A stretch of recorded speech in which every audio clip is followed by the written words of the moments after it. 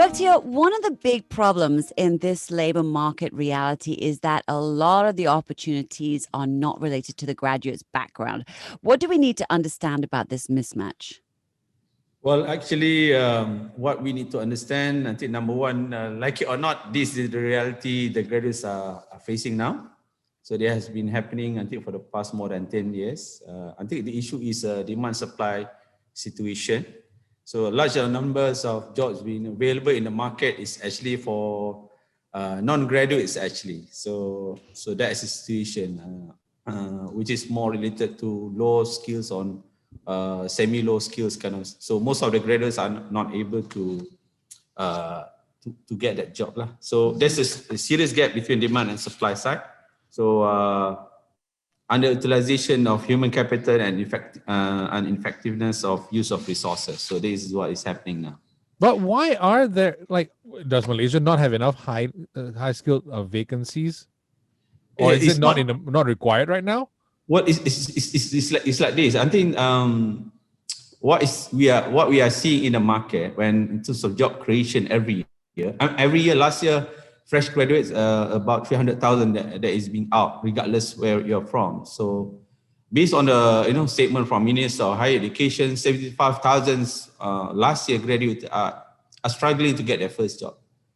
Unfortunately, in the market, whatever is being offered with in the companies that when they offer in terms of opportunities, they go for non-skills kind of work. So that's why we see two situations. Number one, whether you are unemployed as a fresh grad or you underemployed. Right. So the market actually doesn't really embrace the whole idea of skilled workers. So you don't have a lot of options unless you need to take whatever in front of you.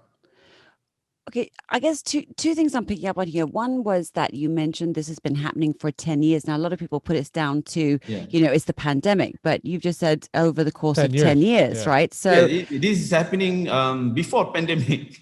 Right. It's not something because of last year, no. So what's been the cause of this? I mean, like, are there no skilled jobs, out there? Do we not have skilled workers anymore? Do we have robots taking all over those AI, doing those jobs? Or what's happening? I mean, this is something that people have been talking about. But again, when you look into the statistics, I think the value creation, when we talk about foreign direct investment, we are very much, our structured economy related to more intensive labor kind of approach rather than high value kind of job creation. So that's why you see a lot of wages. Until recently, there's a survey. I think the first job average for this year, I think it's between 1,000 to 1,005, which is surprisingly lower as compared to what we expect, previous year. I still remember in 2018, there's a survey by Ben Negara. If you, as a fresh grad, want to survive in the city, at least your salary should be around 2,700. A month. But again, so it's not about the graduates or it's about what is like being offered. So there's a lot of intervention and discussion. In fact, if you see in the previous year when we talk about the minimum wages, it addressed for non-graduates. I think they have about 1,200 for minimum wages. That is for SPM leavers, but for fresh grad remain the same and in fact worse. So that is the situation we are seeing now. So these roles that are the high level roles are being filled by foreigners and other people, basically, yeah, and those available here. Well, actually, no, it's being filled by Malaysian, but Malaysian without degrees, because when you graduate from any universities, you're supposed to be in PMET kind of category. We call it professional, management, executive, and technician. But again, I give an example. SPM leavers, they are out in the market 500,000. Fresh grad 300,000, and every year the new job creation is about 300,000. So number one, the job vacancies available is not for the fresh grad. Most are for non-graduates. And I think number two, how the situation is being offered is not on their side. So it's not about it's being taken by foreign. It's still be taken by Malaysian, by the way. But again, because every year there's a lot of fresh grad in the market, so they're not able to get that. But job. not enough jobs, basically, right? Yeah, there's a job outside, but the quality of job is quite, attractive, especially for the millennials, You said that many talents currently don't have a choice but to take up tasks that are below their qualifications, right? So what kind of impact does this have then on the graduates, both on their confidence or mental health side of things, and also then on their livelihood? I think the immediate impact with this kind of situation, number one, they're not able to survive. I mean, let's be frank, regardless you get a salary about 1,005, if you're stuck in a city, you're not able to survive, meaning your livelihood will be affected. That's number one. Number two, lucky or not, you'll do a lot of multiple kind of jobs along the way in the same day, in the same month, So that's number two. I think number three, definitely it will give a certain impact to your mental health and motivation to continue and support your family if you're married in such young age, below 30. So these are, I think, it's happening now. Can you even get married? I mean, like, based on how much you're getting, I don't think, because if it was our time, this was like probably 20 years ago. Yeah. Our probably payment for our study loan was lower compared to now. Yeah. Cost of living, I mean, like, rentals were lower. Gas prices were probably lower as well. So now everything is just as high. There's no way they can survive in the city if exactly what you said, unless they take extra jobs. So that means what? They have to leave the city? Well, actually, majority of students, I think, or fresh grad, when they have this mindset, they want to be in the city to grow, and because there's no big cities offer career opportunities and grow along the way. But again, like I said, I think the option that is within their hands is to do other jobs also at the same time. Wow. Because let's be frank, like you need to be in Johor Bahru or Penang, Kuala Lumpur, Klang Valley, to able to get that job. If you're being outside of these areas, so it's difficult for you to grow within within your career.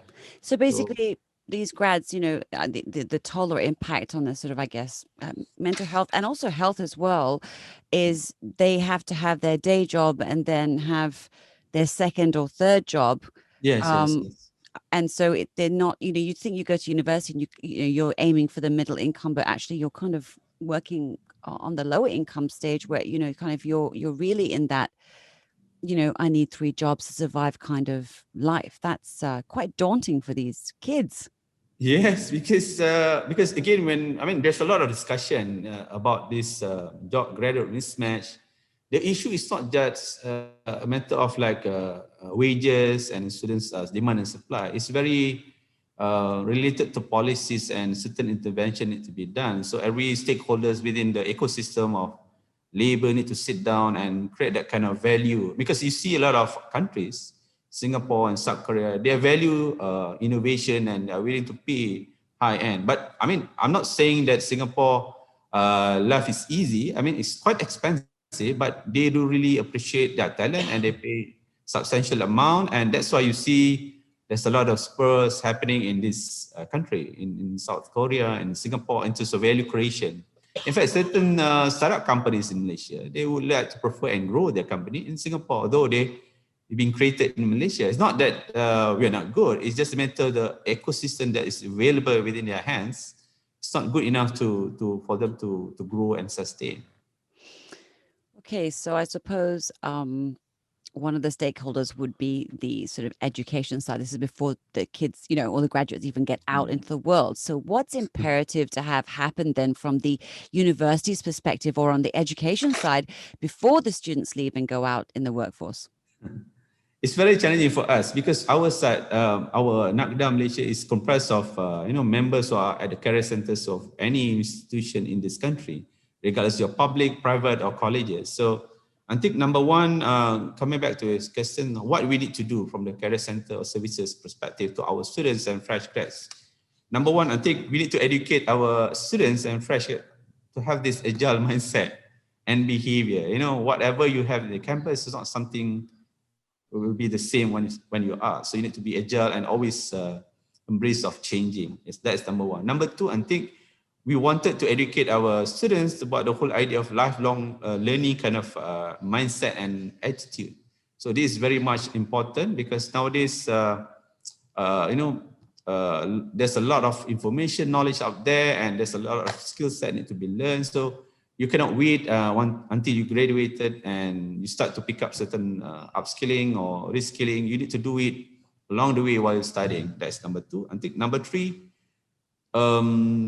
millennials need to really connect related to career networking. So a lot of students are actually online, but they are not really able to connect in a very solid kind of career networking. So I think that is something students need to grow, because we educate to our students. 80% students actually get a job based on hidden market, which is referrals, networking, and what kind of value do you offer within the ecosystem of the industry. So you're meaning professional networking, not so much about just friends and whatnot. They're very much online, but they're not very much into networking for career. Maybe they are more on gossiping, issues related, political. So we want to make sure they really embrace. You'd be surprised if sometimes students who are in the final year, they cannot pinpoint who are the CEO of the companies. They not really read the labor market kind of information. So these are the stuff that we wanted to do and wanted them to understand the importance of networking. They are on LinkedIn, but they do not really engage and ask the right questions to this, important person within that platform. And I think the last one, which is very much important, since we have a lot of people or talent in the market, so we have fresh grad coming out 300,000, and we see a lot of experienced workers being laid off. If I'm not mistaken, in October last year it was like 70,000 more than that.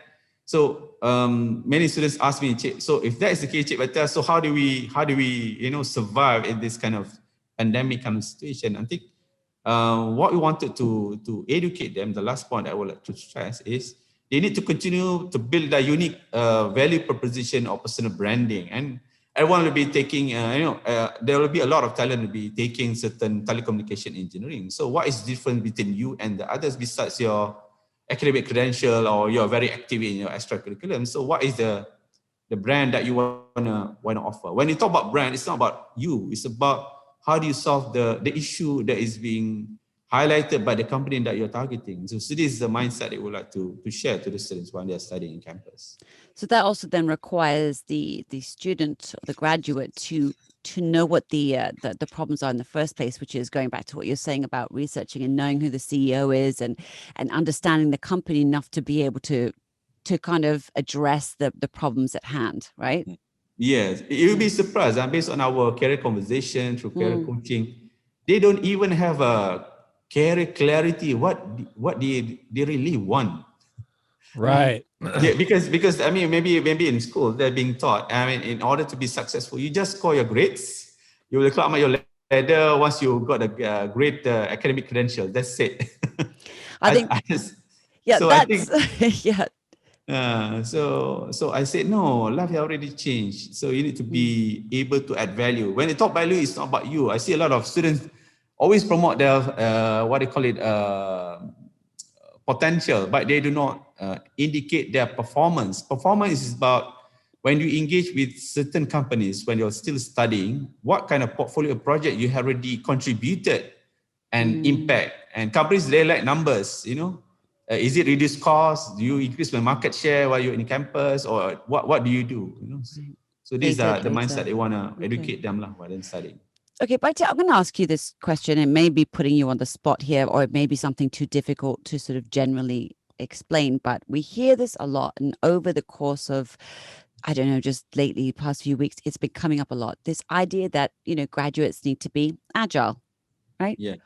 What does that actually mean? Because I don't think a lot of people fully understand the idea of agile in this sort of context, in this sort of labor workforce that's changing. Could you just explain in a few bullet points worth what people mean when they talk about an agile mindset?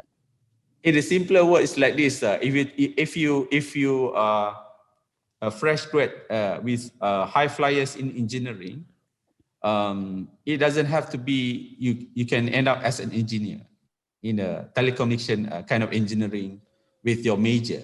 So what does it mean? You need to really look into your strength And from that strength, you can be anyone that you can be, and it doesn't have to be limited with the degree that you're taking. So what is we wanted to do is for them to have this idea of like possibilities based on talent rather than based on certain certificate that is being given to you when you go through certain education. So this is I think the fear, or maybe they are not sure of like of able to position themselves well. So because why I wanted them to have this kind of agile kind of mindset, because the landscape of education has already changed, and the labor market has already changed, and so they need to also change. Most of students, they have this mindset, sir, if I study accounting, I'm supposed to be a chartered accountant. I said to you, do you have that DNA to be an accountant? Do you have the passion or not? So if you have the passion, then the whole idea of like working late, certain, rushing to deadlines. If you don't have that kind of DNA, so you're stuck in that kind of position. So basically, they took it because maybe their parents told them to do it, and then they took accounting, but then they really didn't want to do accounting. But then what now, right? Yeah, so they stuck with that because they try to put the limit in terms of their own talent. So our conversation from Career Center, hey, sky is the limit. Talent is beyond what you see in front of you. So let's dive deep in your career profiling, see your strength, and really put the effort on the strength that you have during your studies in the campus. So maybe if they took up telecommunications engineering, but there's no place for them in that particular field in that particular year, they could be a sales engineer. They could go into sales in a tech company, maybe. Yeah, because so yeah. So I give examples. Yeah. Some students say, so if that is the case, if I go for sales, though I'm engineering kind of background, then I will downgrade myself. No, the whole experience, regardless what you do, is to add value to the pursuit that you want to go. It's like you want to be a gladiator, lah. I still remember this gladiator kind of thing. There was a time you used to be a very, awesome kind of warrior, but because of situation, you are down. The gladiator able to come back and position well. So that is something is lacking. So for me, we want them to be bold and, always see challenges as an opportunity to grow and prepare themselves well in the future years. So, okay, that's sort of, I guess, on the side of what you and the education centers are doing.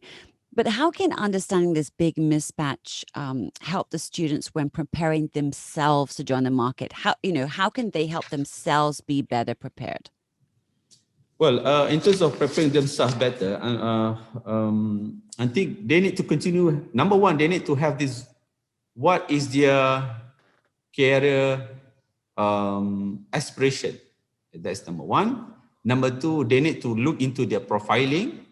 That's number two. Number three, what is their career personal action plan that need to be crafted within 3 years or 4 years down studies? So what we want to do is to build that ecosystem during the studies to enhance this value proposition, so they are able to be solid once they are available in the market 3 years down the road after they completed their degree. So I think along the way we try to address what they call it academia industry kind of in classes. We try to bring the industry in the position of career centers, and we also encourage our students to be part of any competition and engagement with the industries through online kind of platforms. So these are all the things that need to be happening, and if this is still happening, you want it to grow more and with a better kind of collaboration. So yeah.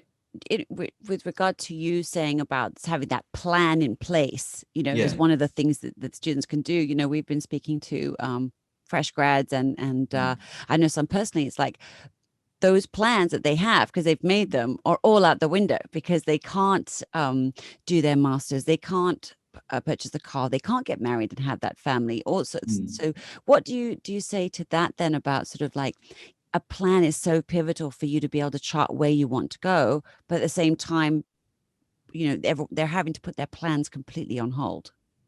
I think the whole idea is like this. When they engage with us, again, I'm referring to career services because where I'm from NACDA, Malaysia. When they really crafted their plan, they come up with a plan. They have certain action plan, and they come out and participate in events. But when they have challenges, they need to come back and communicate with us. So that's why we really encourage with this pandemic kind of situation. Career coaching is very much important. So along the way, we can always pick up what are the issues, how best that we can assist you. We are not trying to make a decision on their behalf, but we are saying to them, let's talk to us through career coaching, and we try to see what are the loopholes and challenges, and we see options. So that along the way, there's still hope and efforts to pursue whatever you want to pursue, regardless of whatever situation we are facing now. Okay. But in what way can internships, research partnerships, industry, and academic collaborations potentially do or help bridge the glaring gap or mismatches that are set to become the norm? With students yet to graduate, but still on the same path as their predecessors, coming out of the same problems into the same situation, basically. Well, actually, if you ask me, I want industry in the campus as early as possible. So I think the whole idea of whatever is being mentioned just now is to give that exposure and awareness to the students to understand, hey guys, things are changing very fast out there. You need to buck up yourself and start to, really prepare yourself. So that is the whole idea, better exposure, awareness from the industry side, and manage the expectation for the students and graduates when they want to go out. So I think what we would like to continue is to have ongoing beyond internship, research and academia kind of collaboration in classes. I give examples like, let's say you spend about 3 years taking engineering. Besides classes, during weekends or during semester break, what do you really do besides meeting your friends or getting together? So the whole idea is like this. The whole experience is beyond internship and final year project. Is within 3 years. So again, this is something that we need to some sort of like encourage, and we call it like industry man, kind of mindset. You can be an ambassador of certain companies. Let's say you want to be working with Petronas. Are you able to connect the dots that is happening in Petronas when you are still studying in like first year or second semester during semester break? You really call them up and say, hey sir, I'm quite free now. Is there anything that I can contribute in Petronas during like 2 weeks or during my holidays? So these have not yet really within their mindset lah. They always wait like, okay lah, it's okay. We wait for internship, or maybe participate in class, or maybe in competition and final project. That's it. I think there's one of the, I don't know if it's one of the Ivy League universities, one of the lecturers there puts pressure. Part of the challenge of one of the assignments they have to do is they have to connect with a CEO or someone at a top company, and they have like a few short weeks to be able to do it, to get that connection. And no matter what, like you only pass if you get that connection, an email back from that person or a call back or whatever. So they are seemingly sort of engaging the sort of grads into, or the students still into having that entrepreneurial mindset. But are you talking about also creating a space for startups and all those kinds of things to happen within the college years? Yes. We encourage startup because let's be frank, not everyone can be in the same market.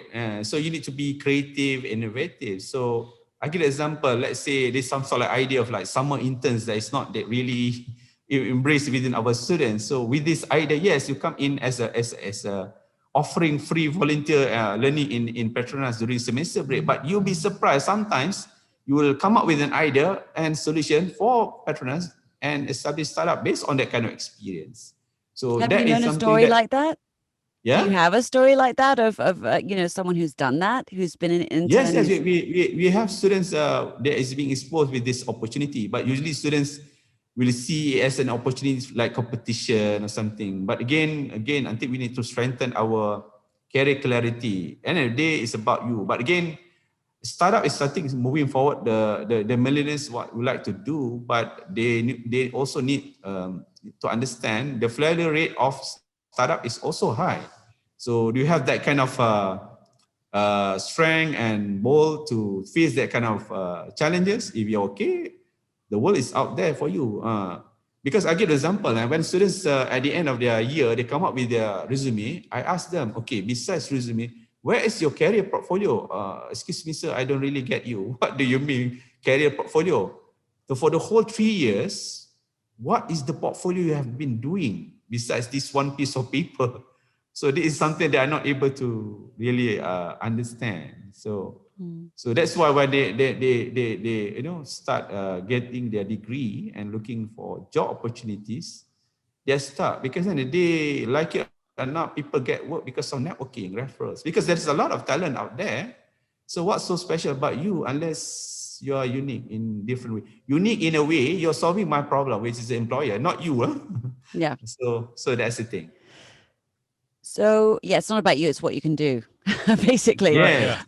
So how does this current reality then reflect on the relevance of university degrees and the role of education? You know, when the labor market's morphing at such a fast pace and gig economies are seemingly the only way to survive, let alone thrive. And there's so many small courses you can take online, certifications here, there, and everywhere. Why bother getting a degree when, you have to work so hard and do so many things? Might as well leave at SPM and go get a job. Is it still relevant? If you ask me, you see, it's still relevant, because you see, it's not just producing like certificates and you get a job. I think the whole idea of UC is actually getting an education and being a human being. Right, okay. I have no time to be a human being, Baktiar. I'm too busy upskilling and learning to get a job. But again, if you get that skill and everything, you come to the picture, people talk about value. What kind of value do you offer? That is not beyond. I give an example. Nowadays, there is a lot of people are doing reskilling, upskilling, but there are situations they are stuck. Because when they crafted, they think that technical skills is good enough for to get a job. No, sometimes they want to know, in terms of perspective, what you add value in the bigger ecosystem within the company, which is more on corporate values. This is very much related to character, about yourself, about your interests, how do you grow within the organization. So this is something I think through university, you need to interact, you need to develop certain principles and beyond that. Because I give an example, sometimes people always focus on the technical part, but they tend to forget to build their character. Which is unique. So you're saying universities do that? Yeah, we still do that. We need to do that, because at the end of the day, it's not about getting a degree and secure a job. It's beyond that, to add value to the whole. I give an example, like being a startup, it's always about solving a problem. So that it can happen when you collaborate in project-based or maybe through online kind of project, and it needs time to grow certain character and personality. So that's my view lah. So education through university is still relevant. If you see it's not relevant, you'll be seeing a lot of Ivy League university you'll be closing. No, they're not closing. They just changing their business smaller, more agile in terms of online learning, but they are still around. So that's my view on that. For now. For now. But again, we need to be agile. Let's be fair. Exactly. Business model have been disrupted. But no worries. Regardless where we are, we need to continue to be innovative in terms of education kind of space. We don't want to end up as Nokia. Whoa. They are coming back though. They are coming back. They are like a gladiator, are they? What I'm trying to say here, we need to continue from the education side is to be more innovative in offering how education in very much changing environment. That's what I'm saying. That's why we see micro-credential, work-based learning, besides internship is something that we are looking into that, and we want to grow it further. Do you agree that some people go in to take a degree or a master's or whatever it is, they go in just because maybe I'll get a higher salary? It's my way, it's my door, my foot into the door and everything. But they forget about the actual learning, why they actually in there for, to study this, to understand this so that they can add value. Do you think they forget that? Yes. A lot of students when we have this community, they're very, because nowadays people, they already have this instant or shortcut of solution. But I say to them, no, people get you in. It's not shortcut through like credentials, everything. I mean, there's a lot. In fact, you see in those unemployed, we see PhD holders, master also are not employed. Yeah. Not that they are not great. I'm sure. I mean, most of I see a lot of people when they do the master's, they're scoring, but they are not able to get the job. It's not that they're not good in terms of academic credential. What is their offering beyond that? Yeah. Who are you? Name is not just a name, it's a value that you offer, you know. So basically the company is saying, help me help you, basically. Yes. In a way, like, yeah. If you can help me, I can help you. So we help each other, like, in a way, right? That's the whole But point of it again, all. the mindset of students, they always talk about me. Okay, give me 5,000 lah, Cik Baktiar, I will do whatever for you. No, you need to add value because it's very competitive. So I can offer less than that with more jobs being done as compared to you. You can do one. So this mindset for students, millennials nowadays, they see as a burden. I'm trying to educate. It's an opportunity for you to grow because a lot of startup in this world, on this country, they start from below. They see not as a problem, they see as an opportunity, enrich their experience, and they know what they're talking. That's why you see, I give an example lah, kan? When let's say Tony Fernandez, when they're running aviation, Asia, until this guy run around so many things, regardless, it's not just in the office. So that shows what? Innovation, creativity. So that is something that we want to educate students to. But you need to be realistic based on your talent, not something beyond your just academic papers or something like that only.